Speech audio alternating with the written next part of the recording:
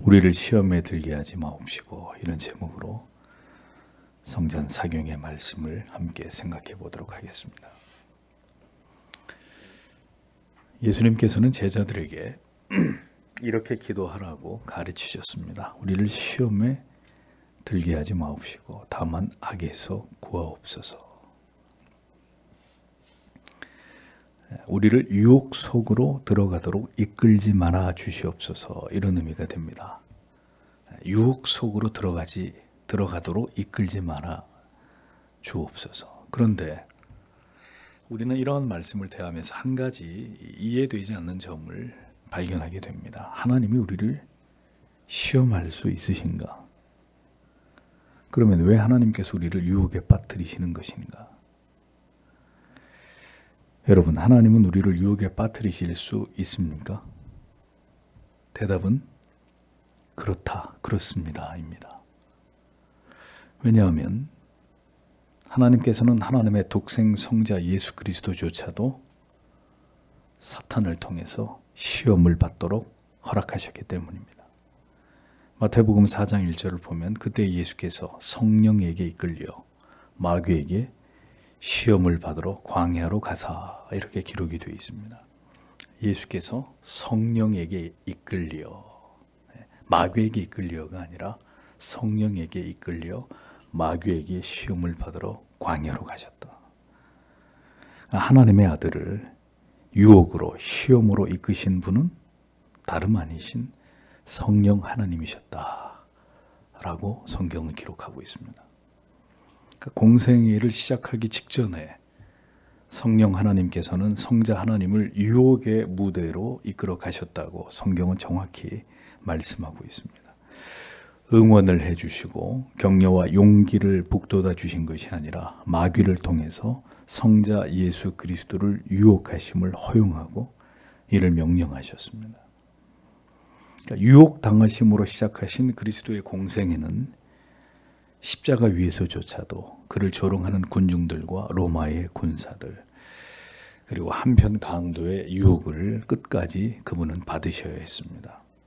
사람들은 네가 그리스도가 아니냐, 너와 우리를 구원하라, 또 네가 만일 유대인의 왕이어든 내가 너를 구원하라 라고 충동하면서 그들은 하나가 되어서 그리스도를 조롱했습니다. 우리가 그 상황이었다면, 여러분들은 착하셔서 예외라고 간주하고, 제가 그 상황이었다면 그 순간에 그들 모두를 한 줌의 죄가 되게 만들었을 것입니다. 그러나 그리스도께서는 그렇게 행동하지 않으셨고 묵묵히 모든 것을 인내하셨습니다. 그러니까 성경은 그리스도께서도 마귀에게 유혹을 받으신 일을 이렇게 분명하게 기록하고 있습니다. 히브리서 4장 15절은 이렇게 말씀하죠. 우리에게 있는 대제사장은 우리 연약함을 채울하지 아니하는 자가 아니요 모든 일에 우리와 한결같이 시험을 받은 자로 돼 죄는 없으시니라 라고 기록을 하고 있습니다. 여기서 시험이라고 번역을 하면 안 되고 정확하게 유혹이라고 번역을 해야 됩니다. 그러니까 그리스도는 분명히 마귀에게 유혹을 받으셨습니다. 그러나 주님은 이 성령의 이끄심 가운데 일어난 사탄의 유혹에 대해서 주님은 결코 죄를 범치 않으셨습니다. 하나님께서는 예수 그리스도의 유혹 받으심을 허락하셨지만 그리스도는 그 유혹에 결코 넘어가지 않으셨습니다. 주님께서 마귀에게 유혹을 받으신 것은 우리와 한결같이 유혹을 그분께서 경험하기 위함이셨습니다. 주님께서 수많은 영혼들을 미혹할 사탄 마귀의 유혹을 친히 이 땅 가운데 계실 때 친히 그 유혹을 받아 보심을 통해서 우리를 긍휼히 여기시면서 우리가 유혹을 받을 때 주의 도우심을 구하면 때를 따라 우리에게 돕는 은혜를 베풀어 주실 것을 말씀하신 것입니다. 시편 23편의 내용을 깊이 묵상해 보십시오. 시편 23편, 그 유명한 시편 23편 말입니다. 목자 되신 하나님께서는 우리를 푸른 초장 쉴 만한 물가로만 인도하시지 않으십니다. 사망의 음침한 골짜기로 이끄시기도 하고 원수의 목전에다가 우리를 세워놓기도 하십니다. 성경은 우리들을 안전지대로만 인도하신다고 말씀한 적이 없습니다. 우리의 인생에서 우리가 마주하게 되는 모든 유혹 가운데 사탄 마귀가 우리를 유혹함을 하나님은 허락하신다는 겁니다. 그러므로 우리는 이 모든 일을 당하지 않기를 기도하는 것이 아니라 그 모든 일들, 그 수많은 유혹 가운데서 주께서 나와 함께 하심이라 주의 지팡이와 막대기가 나를 안위하시나이다 라는 고백을 하나님의 보호하심과 돌보심과 붙드심을 경험하면서 그런 고백을 하나님께 올려드릴 수 있는 자가 되기를 기도해야 된다는 것입니다. 누구를 막론하고 유혹을 받지 않을 수는 없습니다. 여기서 있는 목사부터 시작해서 어느 누구든 유혹을 받지 않을 수는 없습니다. 세상에서 우리가 믿음을 가지고 살아가는 동안 우리는 끊임없이 사탄의 유혹과 시험을 당할 수밖에 없고 하나님께서는 때로 이 모든 일들이 우리 인생 속에서 일어나는 일들을 허락하신단 말입니다. 불신자에게 시험과 유혹은 그들을 파멸로 이끄시기 위함이지만 성도에게 주시는 시험과 유혹은 이를 통해서 그 유혹에 패배하든 승리하든 그 모든 경우들을 통해서 우리가 더 하나님을 경외하고 신뢰하고 우리의 실패와 넘어짐보다 더 크신 하나님의 은혜와 긍휼과 사랑을 경험하게 하시기 위함이라는 사실을 우리는 기억해야 합니다. 그래서 성경에는 유혹을 받아서 유혹을 뿌리친 사람 이야기도 나오지만 유혹에 처참하게 패배한 하나님의 자녀들도 기록되어 있는 거예요. 아브라함은 자식으로 인해서 유혹을 받았습니다. 하나님의 명령에 순종하기보다는 금지옥엽 같은 아들 이삭을 더 사랑해서 하나님의 명령에 불순종할 수도 있었던 그 명백한 시험이었습니다. 다윗에겐 성적인 유혹이 찾아왔습니다. 삼손에게도 동일한 유혹이 있었습니다. 하지만 이 두 사람의 공통점은 그 유혹에 무릎을 꿇고 말았다는 것입니다. 엘리사의 종 게하시는 물질의 유혹을 받았고 아나니아와 삽비라도 그러했습니다. 그들은 모두 물질에 대한 탐욕의 유혹에 눈이 멀어 결국 돌이킬 수 없는 강을 건너게 되었습니다. 사탄 마귀는 유혹에 아주 능한 존재라는 것을 아셔야 합니다. 유혹의 전문가입니다. 수천 년 동안 이 일을 해왔고 수많은 자들을 유혹에 빠뜨리기 위한 수많은 계략과 다양한 계책을 가지고 있는 존재가 사탄입니다.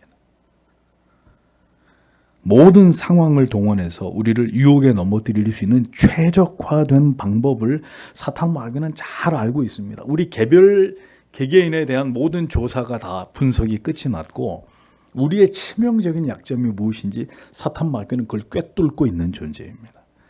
그러니까 역사상 오직 한 분 예수 그리스도만 그 치명적인 유혹에 패배하지 않으셨을 뿐입니다. 이것이 우리가 유혹을 받을 때 보호하심과 도우심을 위해 기도해야 되는 이유이고 그렇게 행하도록 주께서 우리에게 강력하게 말씀하신 까닭입니다. 마귀의 유혹으로 시작된 주님의 공생에는 계속해서 주님의 남은 모든 삶이 유혹과 시험의 연속이 되게 했습니다. 그럼에도 불구하고 주님께서는 단 한 번도 그 모든 유혹과 시험에 굴복하신 적이 없으셨습니다. 주께서 유혹을 받지 않으신 것은 주님은 하나님이셨기 때문입니다. 동시에 인간이셨음에도 불구하고 그분이 결코 유혹에 흔들리지 않으신 이유는 예수 그리스도의 내면에는 외부의 유혹과 결합될 어떠한 타락한 욕구나 욕망이 그리스도 안에 존재하지 않으셨기 때문입니다. 주님은 오직 죄인을 구원하시고자 하시는 하나님의 뜻을 받들며 그 일을 위해 세상에 오신 성자 하나님이시고 성부 하나님의 아들이시기에 주님은 어떤 것도 이 세상에서 뭔가를 바라시거나 기대하시는 바가 없으셨던 분이셨습니다. 유혹은 내 안의 욕심이 외부로부터 강력한 자극을 받아 그것이 유혹이 제공하는 어떤 기회와 손을 잡을 때 강력한 지배력을 가지고 한 영혼을 강압하고 제어하는 힘을 발휘하게 됩니다. 그러나 예수 그리스도께서는 이러한 내면에 죄악된 어떤 타락한 욕망도 그분은 존재하지 않으셨기 때문에 유혹의 기회가 전혀 주님에게서 힘을 발휘할 수 없었던 것입니다. 주님은 언제나 하나님께 기도하셨고 언제나 자신이 이 땅에 오신 목적과 사명에 집중하셨습니다. 그러니까 무엇을 위해 살고 존재하는지를 선명하게 깨닫고 발견하게 될 때 유혹은 힘을 쓰지 못하게 되는 것입니다. 그러나 주님과 달리 우리는 수없이 유혹에 넘어집니다. 그 이유는 우리의 내면에는 언제나 이기적인 욕구와 육체적인 욕망과 쾌락을 추구하는 이 타락한 욕심이 우리 안에 존재하기 때문입니다. 언제나 그것이 우리 안에 깊이 뿌리박고 있기 때문입니다. 야고보서 1장 14절 15절은 이렇게 기록하고 있습니다. 오직 사람이 시험을 받는 것은 자기 욕심에 끌려 미혹됨이니 욕심이 잉태한 즉 죄를 낳고 죄가 장성한 즉 사망을 낳느니라. 여기서 시험 역시 유혹이라고 번역이 되어야 합니다. 사람이 유혹을 받는 것은 자기 욕심에 끌려서 미혹되는 것이다. 우리가 충만한 은혜 안에서 매일의 삶에서 우리가 경건에 진력하고 있다면 그 죄악의 욕구와 욕망은 힘을 얻지 못합니다. 철저하게 은혜의 족쇄에 잠겨서 우리의 영혼이나 마음을 지배하지 못하게 되는 것이죠. 이것이 은혜 안에 있는 성도의 삶입니다. 그러한 삶에서는 좀처럼 유혹에 무릎을 꿇는 일들이 일어날 수가 없습니다. 은혜의 지배를 받고 있기 때문에. 간절히 뜨겁고 열렬하게 그렇게 기도하고 난 직후에 그 기도가 끝나자마자 사기를 치러 가는 일이 일어날 수 있을까요? 누군가를 죽일 만큼 막 미워하고 증오할 수 있겠습니까? 한두 시간 동안 정말 눈물을 흘리면서 주님 앞에 간절히 기도하고 눈물을 닦으면서 저놈 내가 잡아 죽이러 가야지. 이런 일은 일어날 수가 없다는 이야기죠. 하나님의 말씀을 깊이 묵상하면서 그 말씀 안에서 하나님을 배웠고 그 분명한 뜻을 깨닫게 된 자가 음란한 동영상의 시선이 뺏길 수 있겠습니까? 그렇게 말씀을 통해 큰 은혜와 찔림을 깊은 영혼의 깨달음을 얻은 자가 성경 덮자마자 야한 동영상을 펼쳐놓고 그런 일은 일어날 수가 없는 일이라는 거죠. 신자 안에서. 그가 은혜의 강력한 지배를 받고 있다면. 그런데 우리의 마음이 그리스도께로부터 멀어지고 은혜가 점점 식어지게 되면 우리 안에 있는 욕구와 욕망이 힘을 얻게 됩니다. 타락한 욕구와 욕망이 강력하게 힘을 규합하면서 세력화되는 거죠. 점점 그 부패한 속성과 본성에 강력한 지배를 당하면서 힘을 키우게 될 때 죄를 범할 동기는 마침내 그 죄를 결행할 수 있는 유혹의 기회와 만나게 되면서 결국 죄를 범하게 되는 데까지 나아가게 되는 것입니다. 하나님께서는 유혹의 기회를 사탄으로 하여금 허락하시지만 그 유혹에 대해서 죄를 범하는 것은 결국 우리 자신이 되는 것입니다. 존 오웬은 유혹에 대해서 성도가 넘어지게 됨을 이렇게 통찰했습니다. 시험이 문을 두드리는 동안은 우리는 자유롭다. 하지만 어떤 시험이든 들어와 마음과 교섭하고 정신과 논쟁하며 감정을 유혹하면 그것이 긴 시간이든 짧은 시간이든 부지불식간이든 우리 영혼이 눈치를 채든 우리는 이미 시험에 든 것이다. 유혹이 몰려오게 되고 우리의 모든 영적인 방어선이 무너지게 됨으로 인해서 우리 영혼에 구멍이 뚫리게 되고 그래서 영적인 깊은 침체가 몰려오게 되면 우리에게 필요한 것이 무엇인지를 깊이 생각할 수 있어야 합니다. 유혹에 몰려올 때, 유혹에 무릎을 꿇게 될 때 우리에게 필요한 것은 오직 예수 그리스도의 십자가뿐이라는 사실을 우리는 꼭 기억해야 합니다. 오직 예수 그리스도의 십자가의 보혈로 말미암은 속죄의 은혜와 그리고 다시 우리의 마음과 영혼을 새롭게 재무장시키시는 성령의 회복의 은혜만이 결국 유혹을 물러가게 하고 유혹에 무너진 우리 영혼을 소생케 할 수 있는 것입니다. 그러하게 주님은 우리들에게 유혹이 언제든 우리에게 임하고 우리의 육체의 욕망이 그 유혹에 반응하지 못하도록 항상 은혜 안에 있기를 우리에게 강조하고 있고, 나아가서 유혹이 우리에게 임하지 않기를 항상 하나님 앞에 깨어서 늘 기도해야 된다고 가르치신 것입니다. 우리는 우리의 영혼을 보호하기 위한 기도와 그 유혹 가운데서 건져내심을 위해 매일 기도해야 될 의무가 있다는 것을 기억해야 합니다. 그러나 이러한 기도만으로 유혹을 모두 물리칠 수 있는 것은 아닙니다. 더불어 우리의 삶을 냉철하게 점검하는 일이 반드시 필요합니다. 여러분, 여러 차례 여러분들에게 말씀을 드렸어요. 다윗의 넘어짐을 보십시오. 이스라엘은 지금 번영의 극치를 누리고 있었습니다. 왕들이 출전해야 될 시기에, 그런데 다윗은 자신의 용맹한 군사들만 모두 전장으로 내보냈고 자신은 궁에 머물고 있었습니다. 그는 침상에 누워 빈둥빈둥 시간을 보내다가 왕궁의 옥상을 거닐게 되었고, 그의 이 같은 까닭없는 여유로움, 그의 지위와 사명을 망각한 영적인 해이함은 결국 돌이킬 수 없는 죄와 이어지게 된 것을 성경은 우리에게 보여주고 있습니다.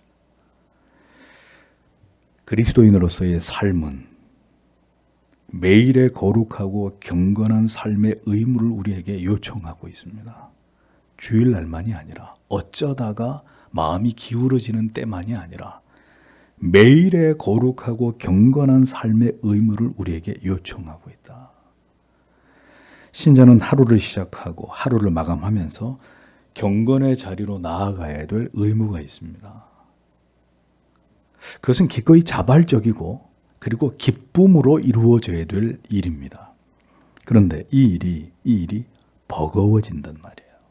이유는 학업과 회사의 업무와 그리고 가사와 육아에서 오는 이 피곤함이 육체를 무겁게 짓누르게 되기 때문입니다. 집으로 돌아와서 몸을 좀 씻고 잠깐 유튜브나 TV로 남은 저녁 시간을 대충 빼앗기고 나면 이내 피로감을 느끼게 되고, 그런 상태에서 책상에 다시 앉아서 성경을 펼친다? 거의 불가능에 가까운 일이 되는 것이죠. 눈이 납덩이처럼 무거워지는데, 그렇게 하나님의 말씀과 기도와 멀어지게 되면 우리 영혼은 급격히 힘을 잃게 되고 우리의 마음과 영혼은 세속적이고 감각적인 것에 더 지배를 당하게 되는 것입니다. 완전히 세상의 것을 사랑하고 그것에 집착하는 것으로 영혼의 주도권과 경향성이 완전히 넘어가 버리게 되는 일이 그리스도인의 삶 속에서도 일어날 수 있다는 것입니다. 그렇게 한동안 말씀과 기도와 멀어진 채 살아가게 되면 영적인 게으름과 무기력함이, 권태가 군사처럼 몰려오게 되고 거룩하고 경건한 가치에 대한 관심은 이내 사그라들고 완전히 소멸되기에 이르기 마련입니다. 그렇게 되면 신앙은 모두 다 형식이 되어버리고 예배는 그저 구태의연한 종교적인 의무로 전락해버리고 말게 됩니다. 살았으나 죽어있는 상태에 이르게 되는 것이죠. 그렇게 살아가는 삶은 영혼의 모든 방패들이 모두 내동쟁이 쳐진 상태입니다. 견고하게 영혼의 방패가 두 손에 쥐어지고 방어를 하고 있는 상태가 되어야 되는데 방패들이 다 내동댕이 쳐져서 그냥 굴러다니고 있는 이런 상태가 되어버리는 것이고, 이제 마귀가 쏘아대는 치명적인 유혹의 불화살 앞에 치명상을 입게 되고 깊은 죄 가운데 빠져들게 되는 일만 남겨진 상황이 될 뿐인 그런 지경에 이르게 되는 것입니다. 자, 그럼 이제 어떤 일들이 벌어지죠? 인간관계의 버거움을 느낍니다. 사람에게 쉬 상처를 받는 그리스도인들. 그래서 스스로 분리시키고 고립시키고 모든 관계의 문을 닫아 걸어버리는 이런 일들이 일어나는 거. 모든 게 다 귀찮아지기 시작합니다. 유혹에 무너지고 비참하게 무릎을 꿇게 되는 일은 불보듯이 뻔한 상태가 되는 것이죠. 바로 이때 이제 물질에 약한 그리스도인은 물질에 결국 무릎을 꿇게 될 것이고 사치와 허영에 무너지게 되는 것이고, 이성에 약한 그리스도인들은 결국 믿지 않은 자와의 만남을 통해서 그릇된 관계가 시작되기에 이를 것이고, 혹은 음란한 것에 심취하게 되고 그런 것들에 중독되는 일에서 벗어나지 못하는 상황에 이르게 되는 것입니다. 화를 다스리지 못하는 그리스도인은 결국 큰 갈등을 만들어 관계가 깨어져 버리게 되는 이런 일들이 삶 속에서 일어나기 시작하는 거예요. 여기저기 파열음이 들기 시작하는 겁니다. 우리의 모든 약점을 타고 사탄 마귀가 파상적인 공격을 펼치면서 영혼의 방패가 내려진 영혼을 파괴하고 유린하기 위해서, 하나님과 완전히 끝장을 내도록 그냥 완전히 단절시키기 위해서 혈안이 돼서 기승을 부리는 이런 일들이 우리의 영혼 안에서 일어나게 되는 것입니다. 이 모든 일들이 신앙의 거룩하고 경건한 의무와 습관을 멀리한 것에서부터 비롯되는 일이다라는 것을 너무 늦기 전에 깨달아야 되는 것입니다. 오늘날 신앙에 있어서 뭐 거룩한 의무, 경건의 훈련, 자, 이런 일들 굉장히 이제 생소한 단어들이 됐습니다.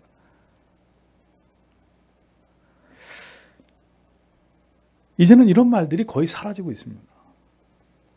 그냥 극도의 피곤함, 그리고 분주함, 정신없이 물질의 노예가 돼서 세상에서 우리가 감당해야 될 일들의 지배를 당하면서 이 시대에 이제 그리스도인들에게 있어서 경건의 훈련, 뭐 신앙의 거룩한 의무에 대한 이행 거의 찾아볼 수 없는 그런 시대가 되고 있습니다. 생명 없는 화석들이 되고 있습니다. 보십시오. 우리가 신앙의 열심을 아무리 내고 싶어도 얼마나 많은 구속을 받고 환경의 제재를 받아서 마음은 원일지 모르겠지만 육신이 전혀 따라오지 못하는 이런 일들이 교회들마다 비일비재로 일어나게 되는 것이죠. 다 죽는 거예요. 이제 여름 성경학교도 사라지고 수련회도 사라지고 교회 뭐 사경회 이제 다 없어지는 거예요. 사람들이 그 시간을 낼 수가 없어요. 시간을. 이 시대를 보십시오. 과거의 시대와는 비교할 수 없을 만큼 유혹거리들로 넘쳐나고 있습니다. 차라리 한 40년 전에, 40년 전인가요? 네, 정확히는 모르겠습니다. 흑백 TV를 보던 시대가 차라리 경건에는 훨씬 우리에게 이득이었다, 이런 생각이 들어요. 컬러 TV 만들어지기 전에 기억하시죠? 저보다 연세 많으신 연배 있으신 흑백 TV를 보던 시대가 차라리 덜 타락하고 지금보다는 더 경건하고 더 많이 성경 읽고 하지 않았겠나. 비교할 수 없을 만큼 유혹거리들로 흘러 넘치고 있습니다. 남녀노소할 것 없이 이 종말론적인 시대에 창궐하는 죄악에 무차별적으로 노출되어 있습니다. 자, 우리는 무엇으로 이러한 시대에 경건을 지키고 하나님을 경외하는 마음을 가지고 구별된 삶을 살아갈 수 있을까요? 과연 그게 가능하긴 할까요? 경건한 하나님의 사람 청교도 토마스 브룩스는 이렇게 우리에게 충고하고 있습니다. 사탄의 계책에 넘어가지 않으려면 영적인 규칙을 따라 사십시오. 영적인 규칙을 따라 사는 사람은 가장 안전하게 살 수 있습니다. 영적인 규칙을 따라 사는 사람은 가장 훌륭하게 살 수 있습니다. 영적인 규칙에 따라, 경건한 규칙에 따라 살아가는 사람은 가장 달콤하게 살 수 있습니다. 몇백 년 전에 청교도가 이미 이런 얘기를 했습니다. 영적인 규칙이 없다. 제 마음대로 사는 거예요. 그냥. 영적인, 지금 시대로 말하면 영적인 루틴이 없는 거예요. 그리스도를 사랑하지 않는 한 우리는 그분의 계명을 지키는 것으로 즐거움을 얻을 수 없습니다. 우리가 약한 시대에 모든 유혹들로부터 우리 자신을 지키는 길은 성경의 의무들을 알고 우리의 삶의 현장에서 힘써 그것을 지키는 삶을 살아가는 것입니다. 진리의 말씀 안에서 오늘도 하나님을, 예수 그리스도를 사랑해야 될 분명한 이유를 발견하며 그 진리의 깨달음의 지배를 받으며 살아가지 않게 되면 우리는 세상을 사랑하지 않으면 안 되는 유혹에 우리 자신을 고스란히 내줄 수밖에 없게 된다는 것을 잊어서는 안 됩니다. 그러니 여러분, 우리가 그것을 느끼잖아요. 우리가 은혜가 충만할 때는 TV에 어떤 프로그램이 어떤 드라마가 방영이 되는지, 세상에서 무슨 영화가 개봉이 되는지 거기에 일말의 관심도 갖지 않습니다. 늘 하나님 말씀 읽고 기도하고 경건한 책들을 통해서 얻는 은혜에 푹 빠져서 세상이 어떻게 돌아가든 신경 쓰지 않는데, 그렇게 충만했던 은혜가 서서히 우리 안에서 사라지게 되면 뭐가 우리의 계획표 안으로 들어와요? 오늘 저녁에는 어떤 드라마를 하고, 어떤 프로그램, 어떤 영화가 개봉되고, 어떤 연예인이 어떻게 됐고, 이런 것들이 우리의 관심 속으로 들어옵니다. 희한하죠. 더 이상 영적인 것에 아무 재미가, 흥미가 느껴지지 않습니다. 세상이 더 재미지. 우리의 생각과 순간의 마음만으로는 절대로 유혹의 시험을 이길 수 없습니다. 오랜 훈련을 통해서 결국 강인한 체력과 전투력을 가진 군인이 양성될 수 있듯이 그리스도인 역시 치열한 경건의 훈련이 필요합니다. 매일 하나님의 말씀을 통해 주시는 양식을 먹고 하나님께 정한 시간 기도로 나아가고 영혼을 강화시키고 무장시키기 위한 깨어있음이 반드시 요구됩니다. 십자가의 보혈의 능력을 경험하는 삶은 성경의 진리 속에서 우리의 죄를 대속하신 예수 그리스도의 그 크신 사랑과 은혜에 대한 감격이 갱신되고 지속될 때 가능한 것입니다. 신앙의 관념과 지식에만 머무는 것은 깊은 말씀에 대한 묵상을 통해서 영적으로 성령 하나님과 교감하고 교통하는 것이 없기 때문입니다. 진리를 묵상할 때, 하나님의 말씀을 들을 때 우리의 마음을 뜨겁게 하시는, 우리 영혼을 고무시키시는 성령의 은혜 없이 형식적인 신앙생활만을 반복하기 때문입니다. 하나님을 만나기 위해서 말씀을 듣고, 하나님을 만나기 위해서 말씀을 묵상하고 진실하고 간절하게 하나님께 기도로 나아가십시오. 보혈의 능력이 우리의 영혼에 부어지고 우리 영혼이 무장되고 강화되어서 기꺼이 세속으로부터 오는 모든 유혹을 물리칠 수 있도록 우리 영혼을 하나님의 은혜로 단련시키는 일을 게을리하지 말아야 됩니다. 그래서 얘기하는 것입니다. 육체의 강건은 약간의 유익이 있을 뿐이고 금생과 내생의 영원한 유익은 영적인 훈련을 통해서만 얻을 수 있는 것이다. 어떤 훈련에 우리가 더 집중하고 창념해야 되느냐 하는 이야기를 이미 성경이 우리에게 말씀하고 있는 것입니다. 기도와 말씀의 가드가 내려와 있는 성도는 사탄의 밥이 될 수밖에 없습니다. 모든 유혹에 대해서 총체적인 유혹에 빠져 있는 상태일 뿐인 거죠. 그 상태라면 어떤 유혹을 받아도 무너지고 패배하고 뒤로 물러가게 돼 있습니다. 사탄은 게으른 손과 발과 몸을 통해서 죄악으로 우리를 이끌고 갑니다. 결국 우리의 마음과 영혼이 고사되고 경직되어 영적인 침체의 늪으로 가라앉게 만드는 것입니다. 누구도 그렇게 될 줄 알지 못했지만 유혹에 무너지기 시작할 때 결국 모든 것을 잃어버리고 모든 것이 깨어지고 파괴되는 결과에 이르게 되는 것입니다. 모든 성도의 삶의 갈등 속에는 오늘도 사탄이 역사하고 있다는 사실을 기억하십시오. 사탄은 분열의 영입니다. 거짓의 영입니다. 기만의 영이고 파괴의 영입니다. 게으르고 나태하고 세상에 분주하게 살아가고 있어도, 은밀한 가운데 죄악을 행하고 있어도 아직 아무 일도 일어나지 않고 있다고 해서 여러분 안심하지 마십시오.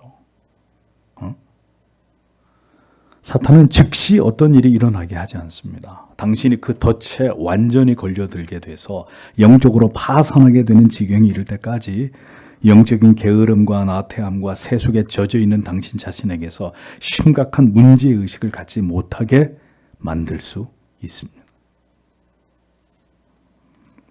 주께서 사랑하시는 성도 여러분, 성찬식은 이러한 모든 우리의 영적인 질병으로부터 우리를 다시 벗어나 다시 은혜의 보좌 위로 우리의 팔을 붙잡고 이끌고자 하시는 주께서 우리를 위해서 마련하신 십자가의 보혈의 능력을 수혈받을 수 있는 기회입니다.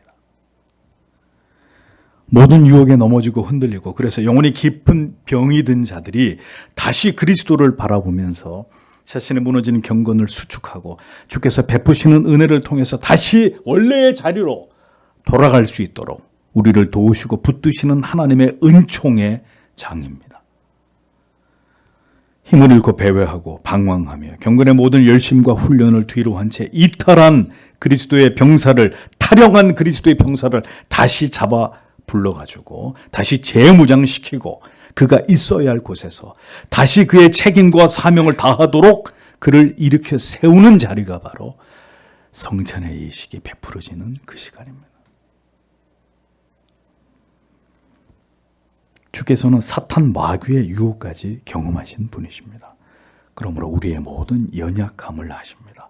인생은 그 스스로의 힘으로 죄악의 유혹을 이길 능력이 전무하다는 것을 주님은 잘 아시는 분이십니다. 그러하기에 우리들에게 언제나 말씀하셨고 경고하셨고 경계하도록 하셨습니다. 마태복음 26장 41절에도 제자들 향해서 말씀하시기를 시험에 들지 않게 깨어 기도하라. 마음에는 원이로되 육신이 약하도다 라고 탄식하셨습니다. 여기서도 이 시험의 의미가 유혹이었단 말이에요. 유혹에 들지 않게 깨어 기도하라 라고 주님은 분명히 말씀하셨어요. 제자들에게. 주님은 제자들에게 유혹에 들지 않기를 항상 아버지께 구하라고 말씀하셨습니다. 그만큼 우리에게 유혹이 많고 우리는 유혹에 연약한 존재임을 그리스도께서 충분히 아셨기 때문입니다. 그래서 우리는 언제나 그리스도 곁에 붙어 있어야 합니다. 그것은 곧 경건에 이르기를 진력하는 멈추지 않는 훈련입니다. 은혜의 모든 방편을 사모하여서 하나님의 전신갑주로 무장하는 일을 우리의 삶에서 가장 중요한 우선순위로 여겨야 합니다. 언제쯤 우리 서교 장로교회 성도님들이 매 수요일은 나오지 못해도 성찬 예식이 있습니다. 1년에 4번 이 자리를 가득 메워서 이런 말씀을 듣고 하나님 앞에 간절히 내 죄를 회개하면서 이런 열정으로 성찬을 준비할 날이 올지, 그런 날이 올 수 있을지 속이 타들어가는 것은 여러분의 목사뿐인 것 같습니다.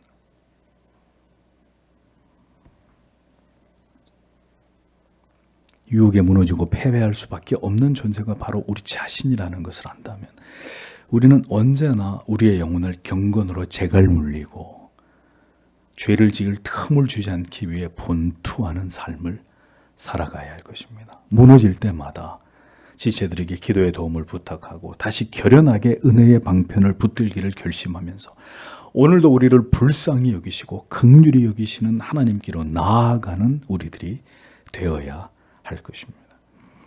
우리의 모든 연약함과 우리의 나태함과 잠시 세상의 마음을 잃어버린 우리의 죄악됨과 어리석음을 깨닫고 경건의 자리에서 뒤로 물러가 버린 우리의 모든 죄를 회개하면서 하나님의 은혜와 도우심을 전심으로 구해야 할 것입니다.